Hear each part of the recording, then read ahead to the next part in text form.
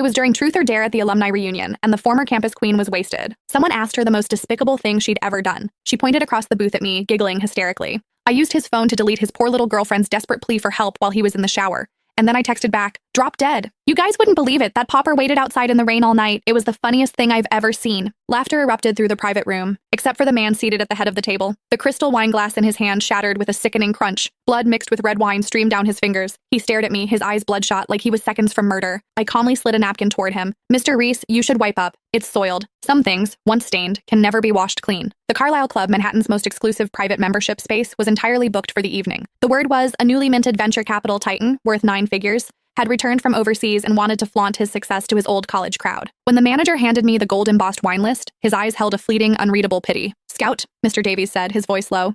"It's the V888 suite tonight, and if you don't want to go, I can assign someone else." I adjusted my ill-fitting server uniform, offering him a faint smile. "It's fine, Mr. Davies. That's our highest spending suite. The corkage fees alone will net me a decent bonus. I need the cash, you know." He sighed, patted my shoulder, and walked away. I pushed open the door to the V888 suite, the heat wave hitting me instantly, thick with the scent of expensive perfume, Cuban cigars, and something else. The dizzying, nauseating smell of burning money. In the center of the plush leather sofa sat the man I hadn't seen in 7 years. He had changed completely. Gone was the memory of the fiercely proud, intensely stubborn boy in a faded hoodie and threadbare jeans. In his place sat a polished, cold-eyed business mogul, exuding the effortless authority of a true power player. He was leaning back, listening to someone next to him, a detached, almost bored smirk playing on his lips. And nestled against him was the woman who had stolen him from me all those years ago, Genevieve "Jen" Sinclair. Jen was draped in a custom white Chanel dress, her neck flashing with a diamond necklace that caught the ambient light like a beacon. She swirled the contents of her wine glass, radiating the smug arrogance of a proud swan. "Oh, Holden's back in the States, mainly for me, of course. He's shifting his company headquarters because, well, we're finally getting engaged." A chorus of sycophantic praise immediately erupted. "The campus beauty and the brain, a match made in heaven. Holden, you're on the cover of Forbes now.